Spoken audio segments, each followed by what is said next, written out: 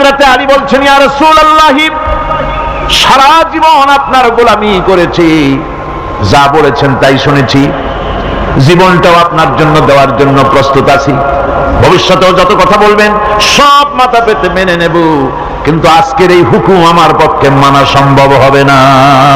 আমি আলীর পক্ষে কিছুতেই সম্ভব নয় যে আল্লাহর নবীর নামের সামনে থেকে মুহাম্মদুর রাসূলুল্লাহ আমি কেটে দেব, রাসূলুল্লাহ শব্দ আমি কাটতে পারবো না, এটা আমার পক্ষে সম্ভব নয়। নবীজি বললেন, আলী কোন জায়গায় রাসূলুল্লাহ লেখা আমারে দেখো, আমি কেটে দিই। আমার বন্ধুগণ, নাম লিখতে জানেন না, সই করতে পারেন না, পড়তে জানেন না, তিনি বলতেছেন, ইন্নামা বুইসতু মুআল্লিমান, আমি পৃথিবীতে প্রেরিত হয়েছি শুধুমাত্র শিক্ষক হিসেবে দুনিয়ায় এসেছি। সুবহানাল্লাহ। দুনিয়ার কোন শিক্ষা প্রতিষ্ঠানে আল্লাহ রাব্বুল আলামিন তার হাবিবকে পড়ান নাই, যেহেতু তিনি তো বিশ্ব নবী। আমার নবী কি নবী? জোরে কন না, কি নবী? আপনার আমার নবী বিশ্ব নবী। বিশ্ব নবী সাধারণ মানুষের কাছে কি পড়বে? যে পড়াবে তার মগজ তো ছোট, তার জ্ঞান তো সীমিত। সীমিত জ্ঞান দিয়া বিশ্ব নেতারে কি শিখাবে, বিশ্ব নবীরে কি শিখাবে? এই জন্য আল্লাহ রাব্বুল আলামিন বিশ্ব নবীর শিক্ষক আল্লাহ পাক নিজে হয়ে গেলেন। কোরআনে কারীম বলছে, যখনই নবীদের জ্ঞানের কথা এসেছে তখনই আল্লাহ পাক বলেছেন আমি জ্ঞান দিয়েছি। লক্ষ্য করুন, হযরত ইব্রাহিম আলাইহিস সালাম তার পিতাকে ডেকে বলছেন, ইয়া আবাতি ইন্নী ক্বাদ জাআনি মিনাল ইলমি মা লাম ইয়াতিকা ফাত্তাবি'নি আহদিকা সিরাতান সাবিয়্যা।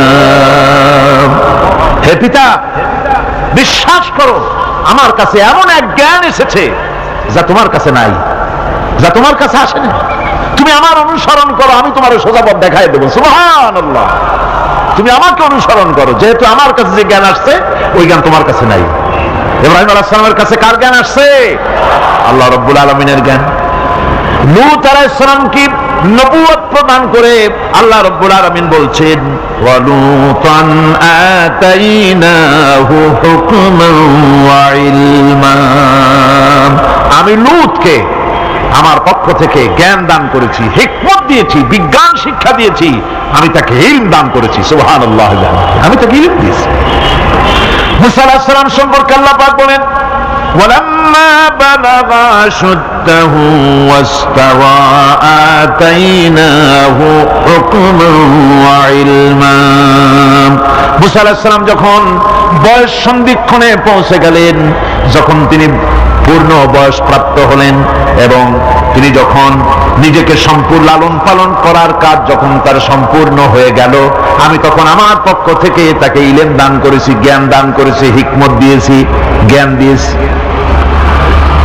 রাসূল করিম সাল্লাল্লাহু আলাইহি ওয়াসাল্লাম সম্পর্কে আল্লাহ পাক বলছেন, ওয়ালা ইন ইত্তাবা'তা আহওয়াআহুম বা'দাল্লাযী জাআকা মিনাল ইলম মা লাকা মিনাল্লাহি মিন ওয়ালিয়্যিন ওয়ালা নাসীর। তুমি যদি জ্ঞান লাভের পরও তাদের প্রবৃত্তির অনুসরণ করো, তাহলে আল্লাহর কাছ থেকে তোমাকে রক্ষাকারী কেউ থাকবে না, কোন সাহায্যকারী তুমি পাবে না। আমি যে জ্ঞান তোমাকে দিয়েছি এটারই অনুসরণ করো, এর মধ্যেই মুক্তি, বিশ্ববাসীর মুক্তি এই জ্ঞানের অনুসরণের ভেতরে। প্রত্যেক জাতির জন্য আল্লাহ রাব্বুল আলামিন নিজের পক্ষ থেকে রাসূল পাঠিয়েছেন। আল্লাহ পাক বলেছেন, ওয়ালিকুল্লি উম্মাতির রাসূল, প্রত্যেক জাতির জন্য আমি রাসূল প্রেরণ করেছি। এমন কোন জাতি নাই যার কাছে নবী রাসূল পাঠানো হয় নাই। ওয়া ইম মিন উম্মাতিন ইল্লা খালা ফিহা নাযীর। সমস্ত নবীদের কাছে, সমস্ত উম্মতের কাছে, জাতির কাছে আমার পক্ষ থেকে আমি নবী পাঠাইছি। কোন সুবহানাল্লাহ। কেউ যেন বলতে পারে না যে আমরা আল্লাহর পক্ষ থেকে কোনো দাওয়াত পাই নাই, আল্লাহর পক্ষ থেকে সত্যকে চেনার কোনো রাস্তা পাই নাই। এই জন্য প্রত্যেক নবীদের, প্রত্যেক উম্মতের জন্য, জাতির জন্য আল্লাহ সুবহানাহু ওয়া তাআলা তিনি নবী পাঠিয়েছেন নিজের পক্ষ থেকে, হেদায়েত পাঠিয়েছেন নিজের পক্ষ থেকে। এই নবীদেরকে পাঠানোর উদ্দেশ্য কি ছিল? কোরআনে কারিমে আল্লাহ পাক বলেন, আমাদের নবীকে আল্লাহ পাক ডেকে বলছেন আলিফ লাম রা কিতাবুন আনজালনাহু ইলাইকা লিতুখরিজান নাস মিনাজ যুলুমাতি ইলান নূর। আলিফ লাম রা কিতাবুন আনজালনাহু ইলাইকা লিতুখরিজান নাস মিনাজ যুলুমাতি ইলান নূর। এই কিতাব আমি আপনার উপর অবতীর্ণ করেছি। এটা হচ্ছে একখানা কিতাব। এই কিতাবখানা আমি আপনার প্রতি অবতীর্ণ করেছি। এই জন্য করেছি কিতাব অবতীর্ণ যাতে করে মানব মণ্ডলীকে পঞ্জীভূত অন্ধকারের ভিতর থেকে বের করে আলোর দিকে নিয়ে আসতে পারেন। এ বিশ্ব হচ্ছে অন্ধকারে ভরা। পৃথিবীতে মানব রচিত যত মতবাদ আছে সব হচ্ছে অন্ধকার। সবগুলি কি? অন্ধকার। এই অন্ধকারের ভিতর থেকে আলোর দিকে নিয়ে আসবেন। আলো হচ্ছে কি? ইসলাম। আলো হচ্ছে কোরআন। কোরআনের দিকে নিয়ে আসবে, ইসলামের দিকে নিয়ে আসবে। সেই জন্য আমি আপনার প্রতি এই কোরআন অবতীর্ণ করেছি। আমার ভাইয়েরা, সকল আসমানি কিতাবের উপরে আমাদের ঈমান আনা লাগবে। শুধুমাত্র কোরআন শরীফের উপরে নয়, সকল কিতাবের উপরে ঈমান আনতে হবে। কোরআনকে যেমন মানি, মুহাম্মদ সাল্লাল্লাহু আলাইহি ওয়াসাল্লামকে যেমন মানি, সব নবীদের উপরে ওরকম ঈমান আনতে হবে। কোরআন যেমন মানি ওই রকম করে সমস্ত কিতাবের উপরে ঈমান আনতে হবে। এটার শর্তই দেওয়া হয়েছে, মুমিন হচ্ছে তারা ওয়াল্লাযীনা ইউমিনুনা বিমা উনজিলা ইলাইকা ওয়া মা উনজিলা মিন ক্বাবলিক। মুমিন হচ্ছে সেই সব লোক, মুত্তাকি হচ্ছে তারা যারা তোমার উপরে নাযিলকৃত কিতাবের উপর ঈমান এনেছে এবং এর আগে যত কিতাব আসছে সমস্ত কিতাবের উপর ঈমান এনেছে। তারাই হচ্ছে মুত্তাকি, তারাই হচ্ছে মুমিন। আল্লাহ পাক বলেন نزل عليك الكتاب بالحق مصدقا لما بين يديه। আল্লাহ তোমার প্রতি সত্য সহকারে যে কিতাব নাজিল করেছেন আর এর পূর্বে আগত সকল কিতাবের উপরে এর সত্যতা প্রমাণ করে।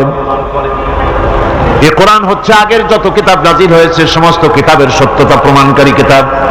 এই জন্য মুমিনদেরকে বলতে বলা হয়েছে কুল আমান্না বিল্লাহি ওয়া মা উনজিলা আলাইনা ওয়া মা উনজিলা আলা ইব্রাহিম ওয়া ইসমাঈলা ওয়া ইসহাক ওয়া ইয়াকুব ওয়াল আসবাত।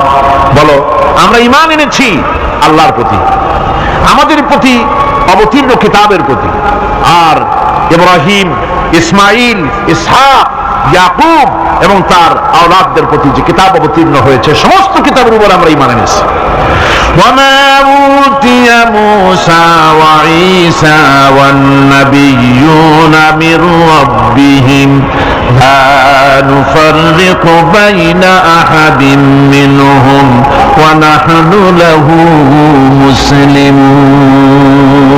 আর মূসা, ঈসা, অন্যান্য নবীদের উপরে যত কিতাব অবতীর্ণ হয়েছে সমস্ত কিতাবের উপরে আমরা ঈমান আনতেছি। আর আমরা হচ্ছি আল্লাহ পাকের আজ্ঞাবহ, আমরা হচ্ছি আল্লাহ পাকের বান্দার মধ্যে আমরা শামিল। আল্লাহ পাক বলছেন এই পৃথিবীতে আমি যত নবী পাঠাইছি সমস্ত নবীদের সাথে তিনটা জিনিস দিয়েছি। কয়টা জিনিস? তিনটি জিনিস দিয়েছি সমস্ত নবীদেরকে। لقد أرسلنا رسلنا بالبينات وأنزلنا معهم الكتاب والميزان ليقوم الناس بالقسط। নিঃসন্দেহে আমি নবীদেরকে স্পষ্ট নিদর্শনাদি সহ এই পৃথিবীতে পাঠিয়েছি এবং সেই সঙ্গে তাদেরকে কিতাব দিয়েছি আর তাদেরকে মিজান দান করেছি, বাইয়িনাত দান করেছি। তিনটা জিনিস দিয়েছি। এক দিলাম বাইয়িনাত, আর এক দিলাম কিতাব, আর এক দিলাম মিজান। কয়টা হলো? তিনটা। বাইয়িনাত কি? বাইয়িনাত হলো, বাইয়িনাত বলা হয় এমন জিনিসগুলি কি যা একজন নবীর আচার আচরণ দেখে বুঝতে পারা যায় নিঃসন্দেহে ইনি আল্লাহর নবী। সুবহানাল্লাহ। এটাই হচ্ছে বাইয়িনাত। তার চরিত্র, তার আচার আচরণ এগুলি প্রমাণ করে তিনি নবী। আমার বন্ধুগণ, হযরতে খাদিজা রাদিয়াল্লাহু তাআলা আনহা যখন ইসলামের দাওয়াত পেয়েছিলেন, আল্লাহর নবীর পক্ষ থেকে যখন দাওয়াত পেলেন, নবুয়তের তাওহীদের যখন দাওয়াত পেয়েছিলেন, একজন স্ত্রী হিসেবে তার স্বামীর প্রতি এত শ্রদ্ধা, স্বামীর প্রতি এত ভক্তি শ্রদ্ধা, অনাবিল ভক্তি শ্রদ্ধা, যার কারণে হযরতে খাদিজা একটা মুহূর্তের জন্য, এক সেকেন্ডের জন্য দেরি করেন নাই, কোনো প্রশ্ন তোলেন নাই যে আপনি নবী হইলেন কেমনে, অথবা আপনার মধ্যে তো এই জিনিস দেখছি, আপনি নবী হইলেন কেমনে, এমন কোন কথা বলেন নাই। যখনই নবুয়তের তাওহীদের দাওয়াত পেলেন মা খাদিজাতুল কুবরা, সঙ্গে সঙ্গে তিনি পড়ে নিলেন লা ইলাহা ইল্লাল্লাহু মুহাম্মাদুর রাসূলুল্লাহ।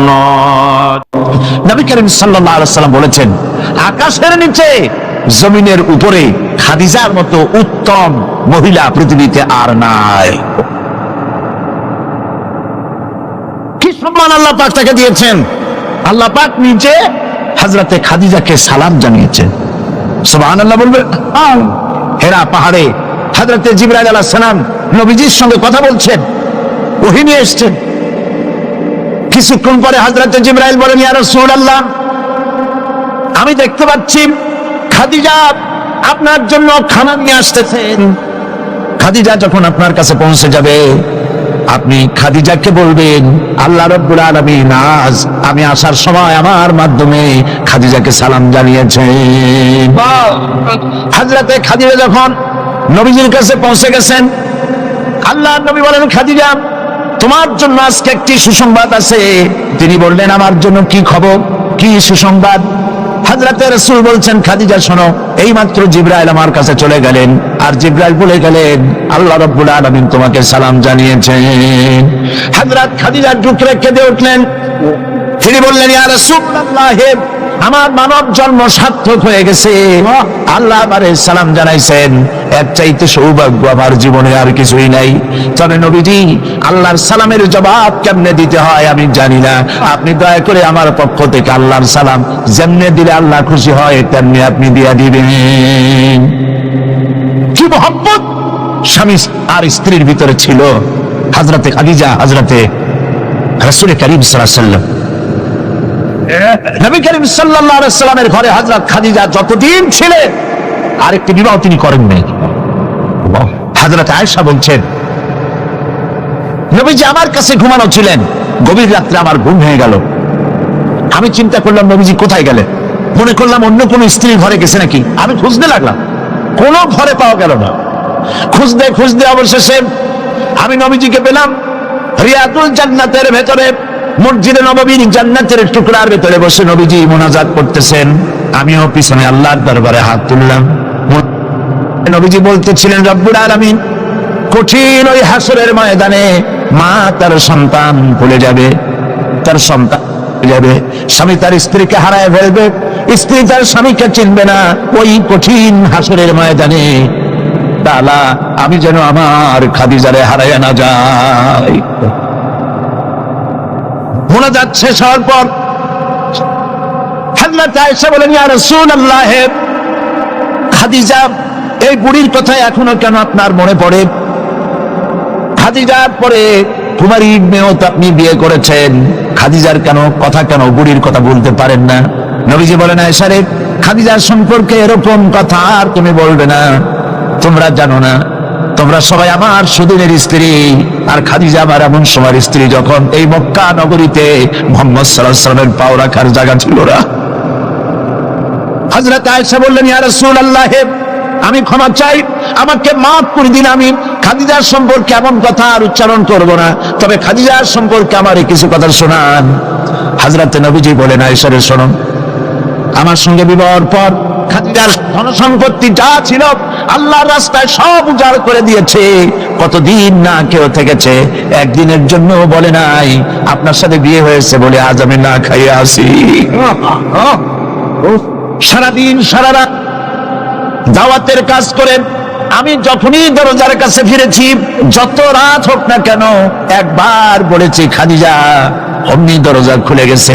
আমি প্রশ্ন করেছি, খাদিজা, যত রাত্রে আসলাম একদিনও দুইটা দাগ দেওয়া লাগলো না, তুমি কি ঘুমাও না? হযরতে খাদিজা বলেছেন, ইয়া রাসূলুল্লাহ, আপনি দিনের দাগ এই জন্য ব্যস্ত, কষ্ট করেন।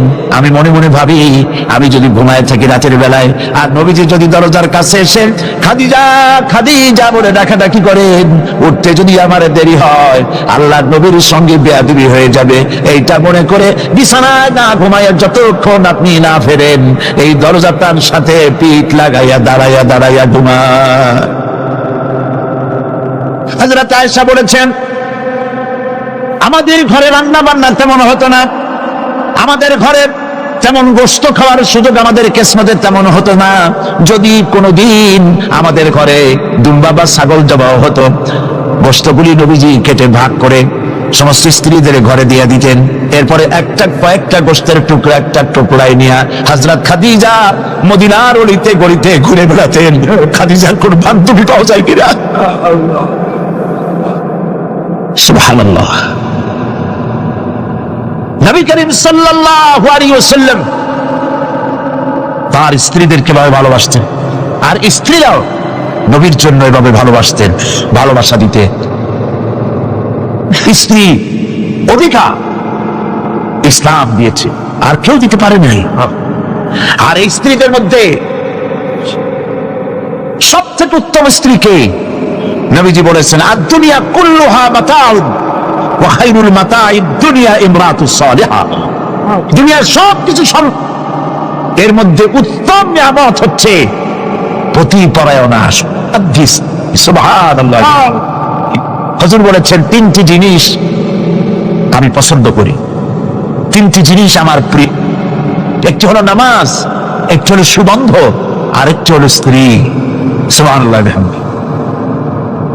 এই স্ত্রীকে সমান অধিকার দিয়েছে নবীজি, আল্লাহর ইসলাম সমান অধিকার দিয়েছে। নারীর অর্থনৈতিক অধিকার প্রতিষ্ঠিত করেছে ইসলাম, তাকে অর্থনৈতিক অধিকার দিয়েছে, মহারানার ব্যবস্থা করেছে। কোরআন বলছে, ফাতুহুন্না উজুরাহুন্না ফারিদা, ফরজ রূপী দায়িত্ব হিসাবে স্ত্রীর মহারানার টাকা আদায় করে দাও। বহু মুসলমান আছে মহারানার টাকা আদায় করে না, বরং আজকাল তো নতুন সিস্টেম চালু হয়েছে মানুষকে শোনাবার জন্য। বিবাহের মজলিসে বলা হয়, অমুকের মেয়ে অমুকের ছেলে বিয়ের মহারানা কত? ৫,৫৫,৫৫৫ পয়সা। সামনে একটা টাকা বা পয়সা জিরো থাকতে পারবেন, একটা নিয়ম নীতি করে নিচ্ছে। এই টাকাগুলি মহারানার টাকা সঠিকভাবে আদায় করা হয় না অনেক ক্ষেত্রে, একথা ঠিক কিনা? বরং উল্টো করে মহারানা আদায় করা হয় মেয়ে পক্ষের কাছ থেকে, কন্যা পক্ষের কাছ থেকে। এটাকে কি বলা হয়? এটাকে কি বলা হয়? এটা হলো যৌতুক নামের কৌতুক। মেয়ে পক্ষের কাছ থেকে টাকা আদায় করা। মেয়ে পক্ষ যদি ইচ্ছে করে বর পক্ষকে যদি টাকা দেয়, পয়সা দেয়, গাড়ি দেয়, বাড়ি দেয়, কোনো আপত্তি নেই, দিতে পারে। কিন্তু ডিমান্ড করে নেওয়া, চেয়ে নেওয়া সম্পূর্ণ হারাম। কন্যার পিতার মাতা 12 বছর, 18 বছর, 20 বছর, 25 বছর লালন পালন করে কলিজার টুকরা সন্তানটাই তো দিয়ে দিল। এর চাইতে টেলিভিশন, গাড়ি বাড়ি বেশি হয় কি করে? এই যৌতুক বাংলাদেশের সর্বত্র আছে, অবশ্য চট্টগ্রামে নাই। আছে। ছেলে যদি এমএ পাস করে, ইঞ্জিনিয়ারিং পড়ে লয়ার হয়েছে, পিতার এই ধারণাই হয় সন্তানকে পড়াতে লেখাতে যত টাকা খরচ হয়েছে কন্যা পক্ষকে কাছের থেকে আদায় করে নেব। এবং সেই জন্য বিয়ের সময় দাবি করা হয়, 50 লক্ষ টাকা দিতে হবে, গুলশানে 3টা বাড়ি দিতে হবে, মঙ্গল গ্রহে অফিস বানায় দিতে হবে। আপনার ছেলে এমএ পাস করেছে, লয়ার হয়েছে, ব্যারিস্টার হয়েছে, তো কি হয়েছে? আপনি কেন নির্যাতন কন্যা পক্ষকে? জায়েজ নাই, হারাম। শুকরের মাংস যেমন হারাম, কন্যার কাছ থেকে জবরদস্তি করে চেয়ে ডিমান্ড করে যৌতুক আদায় করা ওরকমই হারাম। এই কাজটি কি আপনারা করবেন? এই কাজটি কি করবেন? বিবাহ করাবেন ছেলেকে ভালোবাসা দিয়ে, টাকা দিয়ে, পয়সা দিয়ে বিবাহ করায়া মেয়ে একটা ঘরে নিয়ে আসবেন, কন্যা পক্ষের উপরে চাপ সৃষ্টি করবেন না। তো নারীকে মহারানা দেওয়ার ব্যবস্থা ইসলাম করেছে। কে ব্যবস্থা করেছে বলেন? ইসলাম করেছে। এবার আরো দেখুন, আল্লাহ পাক কি বলছে, وَإِذَا آتَيْتُمْ إِحْدَاهُنَّ قِنطَارًا فَلَا تَأْخُذُوا مِنْهُ شَيْئًا। যদি তোমরা নারীদেরকে স্তূপ পরিমাণ অর্থ পরি যদি দান করো, তাহলে সামান্য তার থেকে ফেরত নিও না। চান মহিলাদের কাছে, নারীদের কাছে কিছু পুঁজি থাকুক, টাকা পয়সা থাকুক, আল্লাহ এটা চান। যদি তুমি কিছু দাও, তা যদি কূপ আকারেও হয়, তবুও সেগুলিকে ফেরত নিও না, ফেরত দিও না। বহু মুসলমান আছে আমাদের সমাজে, হজ করে, নামাজও পড়ে, কপালে দাগও পড়ে গেছে, তার ব্যবসা আছে, ধানি জমিনও আছে, বিবাহের সময় মেয়েকে টাকা করে দিয়ে, ব্যবসা টাকা করে যৌতুক টৌতুক দিয়ে বিদায় করে দেয়, সম্পত্তির ভাগ দেয় না, ব্যবসারও ভাগ দেয় না। আছে না এমন? আছে কি? আপনি কন্যাকে ঠকালেন, এর জন্য আল্লাহর কাছে আপনাকে দায়ী হতে হবে। মেয়েদেরকে অর্থনৈতিক অধিকার আল্লাহ এভাবে প্রতিষ্ঠিত করেছেন, সে মহিলাদেরকে অর্থনৈতিক দিক থেকে তাদেরকে নির্যাতন করা যাবে না। এবার মেয়েদেরকে শিক্ষার অধিকার দেওয়া হয়েছে, কোনটা দেওয়া হয়নি। তারা বলছে, ইসলামের দুশ্মনেরা বলে নারীদেরকে ইসলাম ঠকাইছে। কোথা থেকে ঠকালো? কন্যা হিসেবে মর্যাদা দিল, বধূ হিসেবে মর্যাদা দিল, তারপরে অর্থনৈতিক সুযোগ করে দিল, এবার শিক্ষার অধিকারও প্রতিষ্ঠিত করল। হযরতে আয়েশা রাদিয়াল্লাহু তাআলা আনহা, তিনি শিক্ষয়িত্রী ছিলেন, হাজার হাজার সাহাবীর উস্তাদ ছিলেন। সুবহানাল্লাহ বলেন। হাদিসের উস্তাদ ছিলেন, তাফসীরের উস্তাদ ছিলেন, ফিকহের উস্তাদ ছিলেন। শিক্ষার অধিকার ইসলাম দিয়েছে নারীকে, নারীরা লেখাপড়া করতে পারবে, কোনো অসুবিধা নেই। এভাবে অধিকার শুধু অর্থনৈতিক নয়, লেখাপড়ার অধিকার দিল। তালাকের একটি অধিকার, এটি একটি গুরুত্বপূর্ণ বিষয়। তালাকের অধিকারটিও শুধুমাত্র পুরুষের না, এই তালাকের অধিকার নারীদেরকেও দেওয়া হয়েছে। কথা বুঝতে পেরেছেন?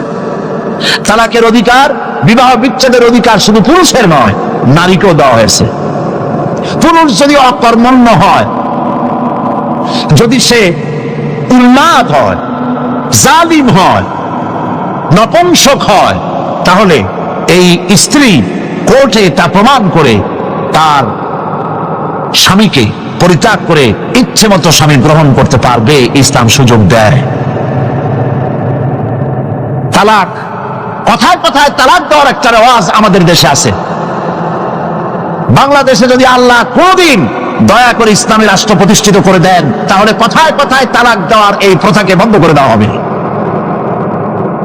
তরকারিতে লবণ কম হয়েছে, শুটকি মাছে ঝাল হইল কেন, এইসব কথা বলে তালাক দেওয়া যাবে না।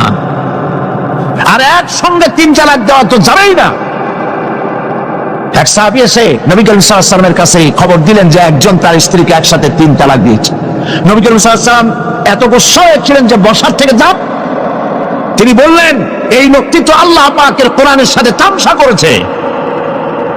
তালাকের আল্লাহর কাছে 2টা হালাল সবচেয়ে জঘন্য, 2টি হালাল সব থেকে জঘন্য।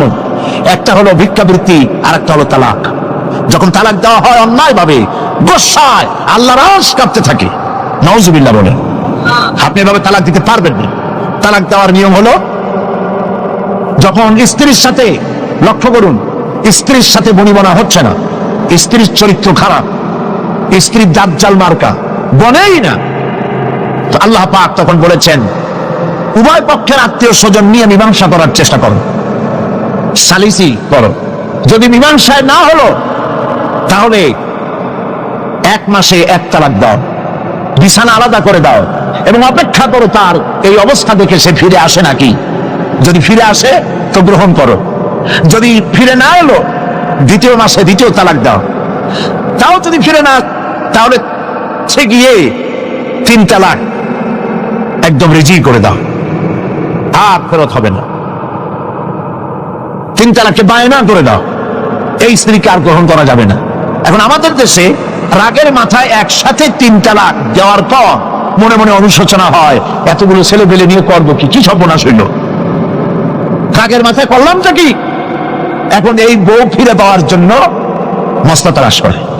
তখন গ্রামের মুন্সি মৌলবী, এই জাতীয় এক শ্রেণীর লোক আছে যারা কোরআন বোঝে না, হাদিস বোঝে না, তারা হিল্লা নামক একটা ঔষধ বের করছে। সেই ঔষধটা কি? তারা বলে যে এই স্ত্রীকে যদি আবার নিতে চাও তাহলে আর একটা পুরুষের সঙ্গে বিবাহ দাও এবং শর্ত করো যে তোমার কাছে দিলাম, 2-3 দিন পর তুমি তালাক দিয়ে দিবা, এরপরে আমরা নিয়ে নেব। তালাকের নিয়তে বিবাহ করা এটা সম্পূর্ণ হারাম, বিবাহ হবে না। তালাকের নিয়তে বিয়ে করলো, বিয়ে হবেই না। তারপরে এই যে ভাড়া করা, একজনের সঙ্গে হিলা করতে দেওয়া, এটাকে হাদিসের ভাষায় বলা হয়েছে ভাড়া করা শার। ভাড়া করা শার। ইসলামে এই ধরনের কোন বিধান নাই। সবাই কান খুলে শুনুন, হিল্লা করার যে ব্যবস্থা বাংলাদেশে গ্রামে গঞ্জে আছে, শরীয়তের কোন অস্তিত্ব নাই। কেউ যদি তার স্ত্রীকে তালাক দেয় আর এই স্ত্রীকে আবার ফেরত নিতে চায়, পর্যন্ত ফেরত দিতে পারবে না। একটা পথ আছে, সেই পথটা হলো এই ইচ্ছে করে কোনো স্বামী গ্রহণ করেন, আর সেই স্বামী যদি ইচ্ছে করে ঘটনাচক্রে তালাক দেয় অথবা ঘটনাচক্রে সেই স্বামীর যদি মৃত্যু হয়, তাহলেই কেবলমাত্র প্রথম স্বামীর কাছে আসতে পারবে। এছাড়া প্রথম স্বামীর কাছে আসা কিয়ামত পর্যন্ত সম্ভব নয়। এইটা ইসলাম করেছে দৃষ্টান্তমূলক শাস্তি দেওয়ার জন্য। কথায় কথায় তালাক দেবা, বাগুন ভর্তায় মরিচ হইল কেন, এইসব শয়তানি চলবে না। এইটার জন্যই এই বিধান করা হয়েছে। তালাক কখনো রাগের মাথায় এই জঘন্য কাজ কেউ করবেন না। যদি করতেই হয় তাহলে 3 মাসে 3 তালাক হবে, একসাথে 3 তালাক দেওয়া যাবে না। যদি কেউ একসাথে 3 তালাক দিয়ে বসে, তালাক হয়ে যাবে। এটাও মনে রাখবেন, তালাক হয়ে যাবে। তবে আল্লাহ পাক অসন্তুষ্ট হবেন, নারাজ হবেন, গোসায় আল্লাহর আরশ কাঁপতে থাকে। এই কাজটি কখনো করবেন না। আল্লাহ পাক তালাক চান না। আল্লাহ চান স্বামী স্ত্রীর মধ্যে মহব্বত পয়দা হোক। সুবহানাল্লাহ। যদি স্ত্রীর উপর রাগ হয়, কখনো মন খারাপ হয়, আল্লাহ বলছেন ওয়ালা তানসাউল ফাদলা বাইনাকুম, তোমরা পরস্পর পরস্পরের অনুগ্রহকে ভুলে। আজকের একটা ব্যাপারে মন খারাপ হয়েছে, তুমি চিন্তা করো তোমার জীবনের অনেক ক্ষেত্রে এই স্ত্রীর অনেক অবদান আছে, সেগুলিকে মনে করে আজকেরটা মাফ করে দিবেই তো সার। সুবহানাল্লাহ। কম আল্লাহ পাক চান না স্বামী স্ত্রীর ভিতরে অসন্তুষ্টি থাকুক এবং তালাক পর্যায়ে চলে যায়। একবার নবী করিম সাল্লাল্লাহু আলাইহি ওয়াসাল্লাম বসে আছেন মসজিদে নববীর ভিতরে, মুখ মলিন, সাহাবায়ে কেরাম ভয়তে কথা বলতে পারছেন না। কিছুক্ষণ পর হুজুর হযরত আলী হযরত ফাতেমার ঘরে ঢুকলেন, বেরিয়ে আসতেন হাসি মুখে। তিনি প্রশ্ন করলেন, সাহাবায়ে কেরাম জিজ্ঞেস করলেন, হে রাসূল, একটু আগে আপনার মুখ এত মলিন ছিল আর এখন আপনি এত হাসি খুশি, আমরা তো তখন কথা বলতে সাহস পাইনি। হুজুর কি হয়েছে? আল্লাহর নবী বলেন, ওদের মধ্যে মনোমালিন্যের সৃষ্টি হয়েছিল আর আমার মনটা খারাপ হয়ে গিয়েছিল। ওদের, বুঝতে পারছেন তো, হযরত আলী এবং ফাতেমার মধ্যে মনোমালিন্য সৃষ্টি হয়েছিল, আমার মনটা খারাপ হয়ে গিয়েছিল। আমি ভেতরে গেলাম, উভয়ের সঙ্গে কথা বললাম। এখন তারা দুজনের মধ্যে তাদের ভুল বুঝাবুঝির নিরসন হয়েছে, আমার মনটা খুশি হয়ে গেছে। নবীজি বলেন, ফাতেমাকে যে কষ্ট দেয় সে আমাকে কষ্ট দেয়, কারণ ফাতেমা আমার কলিজার টুকরা। স্বামী এবং স্ত্রীর মধ্যে সম্পর্ক ভালো থাকতে হবে, অধিকার সমান, তবে স্বামীর মর্যাদা বেশি। মর্যাদা কার বেশি? স্বামীর মর্যাদা বেশি। তিরমিজি শরীফের হাদিস এসেছে, আল্লাহর নবী একদিন একদিকে যাচ্ছিলেন, জঙ্গল থেকে এক পাহাড়িয়া উট এসে নবীজির কদমের উপরে নবীজির কদম মোবারকে চুমা দিল, সিজদা করল। সাহাবায়ে কেরাম বললেন, ইয়া রাসূলুল্লাহ, পাহাড়ের উটের কি সৌভাগ্য, আল্লাহ নবীর পায়ের উপরে চুমা খেয়েছে, সিজদা দিয়েছে। আমাদেরকে অনুমতি দেন, আপনার কদমের উপরে আমরা সিজদা দিয়া ধন্য হই। হুজুর বলেন, শোনো, আমি যদি এই পৃথিবীতে মানুষকে সিজদা করার জন্য যদি পারমিশন দিতাম, তাহলে পৃথিবীর সমস্ত নারীদেরকে বলতাম তারা যেন তাদের স্বামীকে সিজদা দেয়। তাহলে মর্যাদা কার বেশি? স্বামীর মর্যাদা বেশি। অধিকার সমান, মর্যাদা বেশি স্বামী। আবু দাউদ শরীফের হাদিসে এসেছে, নবীজি বলেছেন, কোন স্ত্রীলোক এমন অবস্থায় যদি মারা যায় যে তার স্বামী তার উপরে সন্তুষ্ট ছিল, আল্লাহ রাব্বুল আলামিন ওই মেয়ে লোকটি জান্নাত দান করে দিবেন। স্বামীর মর্যাদা এখানে বেশি। তাহলে আমরা দেখলাম অধিকারের দিক থেকে যখন নারী ছিল, বধূ ছিল, কন্যা ছিল, বধূ ছিল, সব জায়গায় ইসলাম নারীকে সম্মান বাড়িয়ে দিল, ঠিক কিনা বলেন? আর নারী বিবাহ হওয়ার পর কদিন পরে মা হয়ে গেল, মা হয়ে যাওয়ার পর মর্যাদা কমে গেল না বেড়ে গেল? বলেন, কমলো না বাড়লো? নবীজি বলছেন, আল্লাহর নবীর সামনে একজন সাহাবী এসে প্রশ্ন করলেন, হে আল্লাহ রাসূল, খেদমত করব কার? মান আহাক্কুন নাস বিহুসনি সাহাবাতি? ক্বালা উম্মুক। ক্বালা সুম্মা মান? ক্বালা উম্মুক। ক্বালা সুম্মা মান? ক্বালা উম্মুক। ক্বালা সুম্মা মান? ক্বালা আবুক। আখরাজাহুল বুখারী। বুখারী শরীফের হাদিস। সাহাবী জিজ্ঞেস করছেন, ইয়া রাসূলুল্লাহ, খেদমত করব কার? হুজুর বলেন, তোমার মায়ের। তারপরে কার? তোমার মায়ের। তারপরে কার? তোমার মায়ের। তারপরে কার? তোমার পিতার। বাপের চাইতে মায়ের মর্যাদা কয় গুণ বেড়ে গেল? বলেন, 3 গুণ বেড়ে গেল মর্যাদা।